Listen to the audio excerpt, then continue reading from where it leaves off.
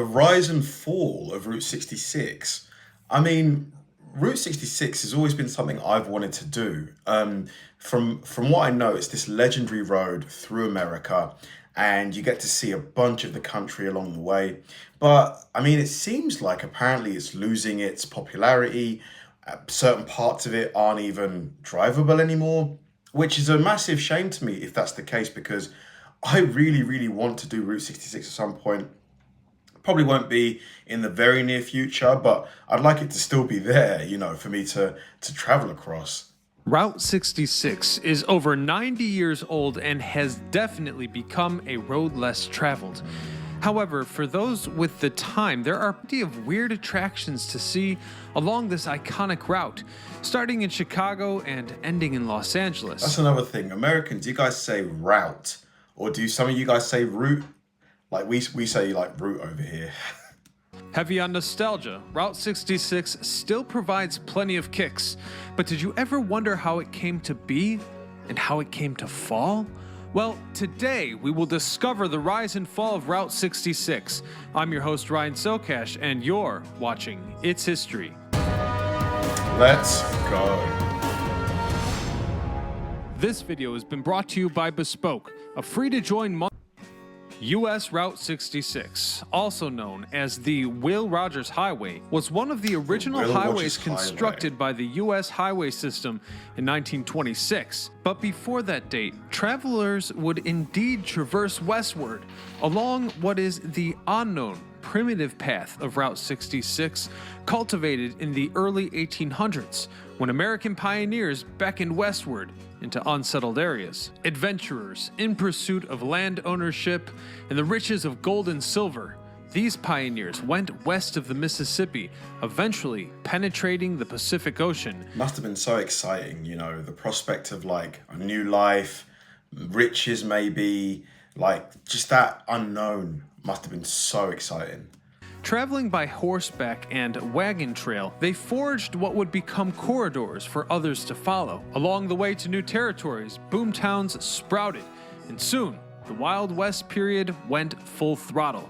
Railroads eventually were built alongside the dusty trails, enabling more incredible migration and development of commerce routes. Naturally, the fastest transportation in the 19th century was the train, with the first transcontinental railroad being completed in 1869 across the northern part of America.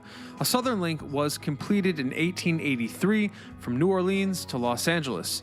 It would take another 50 years for the car to compete effectively against these trains, a time that would indeed arrive soon enough, when Ford's horseless carriage would change the face of travel forever. Man, when trains came in, it must have been a game changer, because prior to that, it's what? Horse and carriage?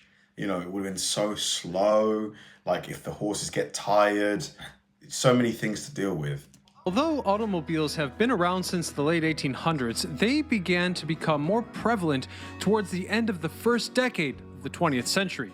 The automobile experienced a boom in the early 1920s, from 180,000 registered vehicles in 1910 to 17 million in 1920. This increase in cars led to a growing demand for better roads and a coherent network of highways. Cars transformed the nation and the world. It simplified the way people could move about.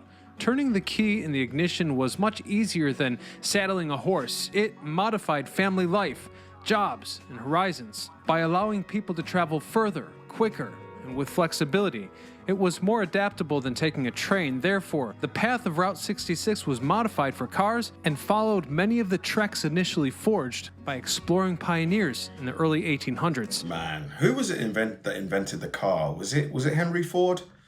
Or was it somebody else? I mean, genius.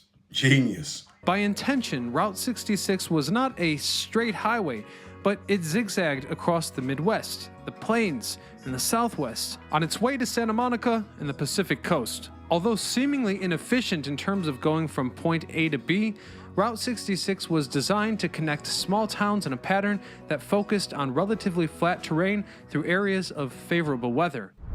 From the beginning, U.S. Route 66 was designed to connect the main streets of rural and urban communities along its route because at the time, most small towns had no access to significant national roadway. Well, not the first long-distance highway or the most traveled, Route 66 ultimately gained fame beyond almost any other road. So Route 66 doesn't go all the way through America. So it goes from Illinois to California, or have they extended it since when this photo was taken? Carrying hundreds of thousands of Depression-era migrants from the Midwest who went to California hoping for jobs and a better life. Even though Route 66 does not stand out as America's oldest or longest road, it is significant as the nation's first all-weather highway linking Chicago to Los Angeles. And this connection was no coincidence. Actually, it all started when legislation for public streets first appeared in 1916, with revisions in 1921. It was not until Congress enacted an even more comprehensive version in 1925 that the government executed its plan for national highway construction. Officially, the numerical designation 66 was assigned to the Chicago to Los Angeles route in the summer of 1926. Yeah, I've always wondered, what's the 66 part? Because it's not like it goes through 66 states or it's 66 miles long. I would have thought it'd be more obvious, like a number that they would associate with it. With that designation came its acknowledgement as one of the nation's principal east-west arteries. Public road planners intended US 66 to connect the main streets of rural and urban communities along its course for the most practical reasons. Most small towns had no prior access to a major national thoroughfare. Cyrus Avery, a businessman in Tulsa, Oklahoma, is credited with creating the identity of Route 66. Avery saw the need for better roads throughout his state, and as chairman of the State Highway Commission, he helped plan the national system of numbered highways. His proposal for a road from Chicago to Los Angeles along the southwestern route was approved and designated US 66 in 1926. From there, Avery founded the US 66 Highway Association and coined the route's nickname, quote, Main Street of America. As a boy, Avery and his family journeyed west from Pennsylvania by covered wagon to Missouri and later settled in Indian Territory. He made his living in farming, real estate, and oil, among other ventures. Man, what a life. What a life. To be able to literally just, go from rags to riches, man. I mean, not to say that you can't do it now, but it's probably a lot harder now. Like, if you just, luckily bought the right plot of land, and you found a massive gold nugget back in those days, boom, just like that. And became a civic leader in Oklahoma. Avery participated in the Good Roads movement, which advocated for improved American roadways. The movement was started in the late 1800s by bicyclists and grew during the early 1900s with the arrival of mass-produced automobiles. During Route 66's planning, Avery was instrumental in getting it to pass through Oklahoma. Additionally, Avery pushed to get the entire highway paved, a task completed by the late 1930s. Overall, Route 66 reduced the distance between Chicago and Los Angeles by more than 200 miles, for the great benefit of thousands of motorists who drove west in the subsequent decades. From 1933 to 1938, thousands of unemployed male youths from virtually every state were put to work as laborers on road gangs to pave the final stretches of the road. Wow. As a result of this monumental effort, the Chicago to Los Angeles highway was reported as continuously paved. In 1938, Avery was later nicknamed Father of Route 66. Mate, I wonder how much tar that they used to pave that highway. It's got to be thousands and thousands of tons of it, a huge amount, basically. Oddly, Route 66 was almost named Route 60. You see, even though Route 66 was not a transcontinental road, Avery wanted it to be numbered as if it was US 60, or in other words, a multiple of 10, but the US 60 name was displayed by a highway following the historical National Roosevelt Midland Trail. The feds proposed Route 62 as an alternative, but Avery came up with the name 66 and sent a telegram from Springfield, Missouri to Washington, D.C. This request was approved and Route 66 was born. So then you might ask, what became of Route 60? Well, eventually, US 60 began in Newport News, Virginia, and crossed West Virginia, Kentucky, and the Mississippi at Cairo, ending at its crossing with US 66 in Missouri near Springfield. Only later would it continue across Oklahoma and Texas, crossing Route 66 again in Amarillo before finally reaching Los Angeles, running along what is now the alignment of Interstate 10, with its current western terminal being Quartzsite, Arizona. Right. Traffic on Highway 66 increased, as did a need for facilities such as food, fuel, repairs, and shelter, a fact that transformed the economies of the towns through which Route 66 passed. Therefore, in 1941, Carl and Lucille Hammonds purchased a gasoline station and a tourist court on a rural stretch of Route 66 in Providence, Oklahoma. Lucille ran the business and lived there for almost 60 years. Wow, 60 years in the same job, basically. That's incredible. Like these days, most people don't spend more than a couple of years in a job. Like she spent her whole life. That's pretty wild. Her self-reliance and generous assistance to motorists earned her the nickname Mother of the Mother Road. It's also important to point out that the evolution of tourist-targeted facilities is well represented in the roadside architecture along US Highway 66. You see, this roadway spawned rapid growth westward, giving rise to small towns in major U.S. cities, including Oklahoma City and Albuquerque. This brisk development of tourism spawned motels, shops, filling stations, and rather bizarre roadside attractions. Route 66 changed the travel landscape and cemented its reputation as a microcosm of the cultures of America linked by the automobile. Most Americans who drove the route did not stay in hotels, preferring the novel accommodations that emerged from the automobile travel, known as motels. You see, motels evolved from their earliest forms of the American roadside, such as the auto camp and the tourist home. The auto camp developed as a townspeople along Route 66, with roped-off spaces where travelers could camp for the night. Camp supervisors, some of whom were employed by the various states, provided water, firewood, flush toilets, showers, and laundry facilities, oftentimes free of charge. Okay, so a motel is essentially just like a more basic, less sophisticated version of like a hotel kind of thing. That's the vibe I'm getting. Because I've always wondered, like, what's the difference between a hotel and a motel? Like I've seen people stay in motels in like TV shows and stuff, but they seem really similar to hotels to me. Indian trading posts also became popular. Route 66 crossed parts of New Mexico that had long been tourist attractions. For example, starting in the early 1900s, the Santa Fe Railroad promoted the area to wealthy tourists. The tourists wanted souvenirs, and store owners or Indian craftspeople were happy to oblige them. The first popular tourist crafts were Navajo weaving and silverwork. However, during the segregation era, African Americans were unfortunately banned from many motels, restaurants, and other businesses along Route 66.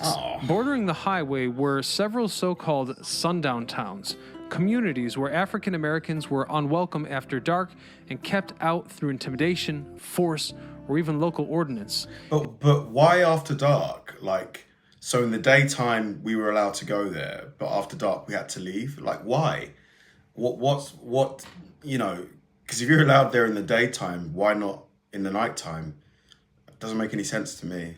In 1936, Victor H. Green, an African-American postal worker from New York City, started publishing the Green Book, a travel guide featuring places to stay, eat, and shop that were friendly to African-American travelers. The Green Book series continued to be published until 1966. Overall, Route 66 did have a significant impact. Wow, how ironic that it kept going until 1966. Route 66. Weird coincidence. in the small communities and large towns that were lined up along it.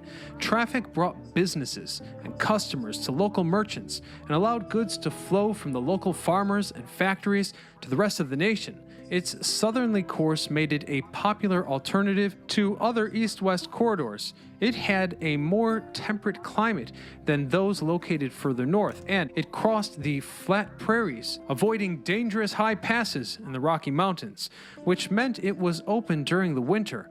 Luckily, a growing trucking industry found its diagonal course appealing, as it linked dozens of small farming communities and trucks distributed their product. Truck traffic grew from 1,500 vehicles per day to 7,500 Wow. between 1931 and 1941. Big increase, eh? John Steinbeck, who would later win the Nobel Prize in Literature, coined the name Mother Road.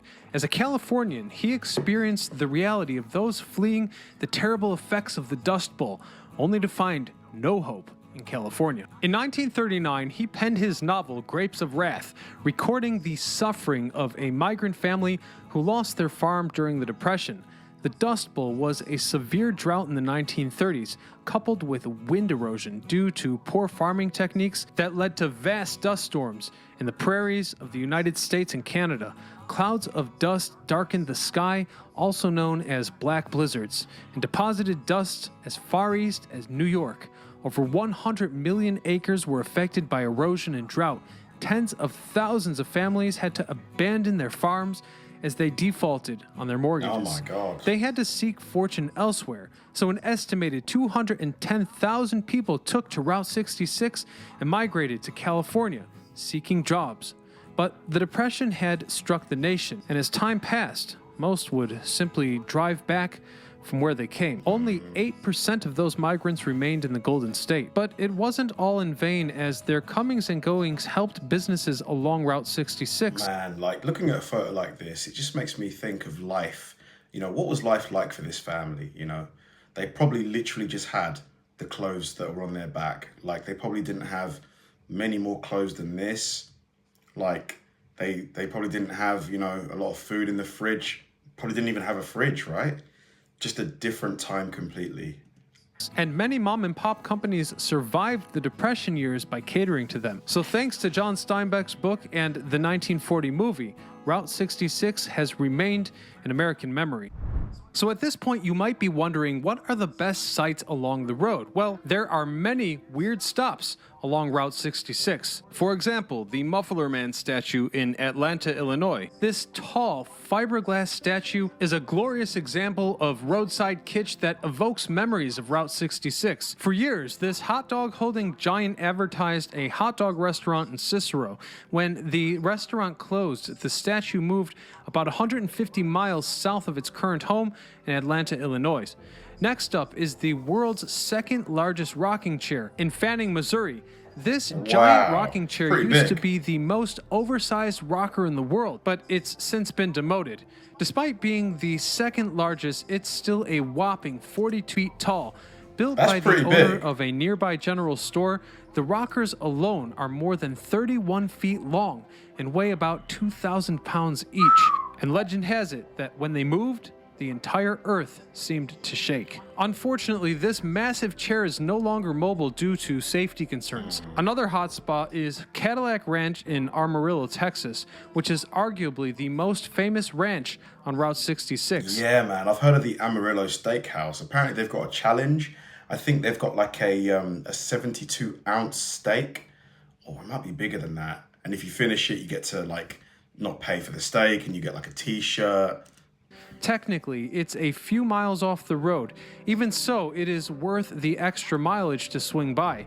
This ranch of a different color began as an art installation in the 1970s and has never lost its appeal. Visitors are even encouraged to add their own touch of paint to the cars. Then we have the oddity along Route 66 known as the Whale of Catoosa in Catoosa, Oklahoma, and its adjacent pond. When the original owners died, the whale turned even bluer as it began to fall apart. Luckily for visitors and the whale, the local citizens got together and restored it to its former glory. Today, people can stroll through the whale's mouth and climb a ladder up the tail for a better vantage point. I mean, it's, yeah, pretty interesting. I mean, at night, looking at this thing must be pretty scary, though. Like, especially if you can see the eye. Ugh. Lastly, another excellent place to stop is Wild Burrows in Arizona. What appears to be a pleasant town soon reveals itself to be anything but, thanks to the wild donkeys roaming free. But the donkeys are used to people and not afraid if approached. However, locals say it's best not to feed them and to be careful when you try to pet one. As cute as they are still wild animals with big teeth. Route 66 has proven to be a constant and defining presence in American cinema. Route 66 has been used in dozens of movies, including recent examples like RV starring Robin Williams and the Disney animated feature Cars. The highway has also been featured as a primary or incidental element in many American movie classics. A notable example of this is the classic 1988 feature film Rain Man. Is this the movie where Tom Cruise, Dustin Hoffman is like on the spectrum and he's really good at like gambling or something like that? I've heard of this movie. Is it worth watching? Starring Dustin Hoffman in one of his primary roles. Many scenes in the movie were shot at various locations alongside Route 66, principally in Oklahoma. Because of the highway's sheer size and a nearly endless variety of scenery, natural and artificial, Route 66 has long been one of America's most enduring backdrops for film. Well, much of what made Route 66 special has disappeared following its decommissioning as a major American highway in 1985. There remains plenty of evidence to be seen and cherished by historical and pop culture lovers. Large chunks of Route 66 related memorabilia have been preserved at such venues as the Route 66 Association Hall of Fame and Museum, among many others. After the U.S. Congress passed the Route 66 Study Act of 1990, this roadway became recognized as a symbol of the American people's heritage of travel and their legacy of seeking a better life. The legislation resulted in the National Park Service conducting the significance of Route 66 in American history and identifying options for its preservation. So it's literally like an icon of like American culture. To be fair, I agree with that. I agree with that. Interpretation and use. So I suppose it's safe to say that Route 66 has since passed into the realm of myth and history, but it continues to cast a long shadow over the present, making the promise of Route 66 more nostalgic and attractive to travelers. So until next time, hit that subscribe button. Great video. And honestly, it makes me want to travel Route 66 even more, knowing that it's kind of losing its popularity. Like it makes it more appealing to me because I always thought that it would be really like busy because there's so many tourists that want to go along it. But knowing that it's going to be pretty quiet because of its loss in popularity makes me want to do it even more. I'd love to do it in like an RV. Problem is I've never driven anything remotely as big as an RV, but being able to drive along it, find a truck stop that's not too far from the route, get back on it, would just make it so much like nicer as opposed to like driving along in a car. You have to find a hotel or a motel, etc., etc. But yeah, it's definitely something I really, really want to do in some. Honestly, like maybe you never know the future. I'm thinking about some plans for the channel. Maybe this is something I end up doing. Thanks for watching, guys, and I'll see you in the next one.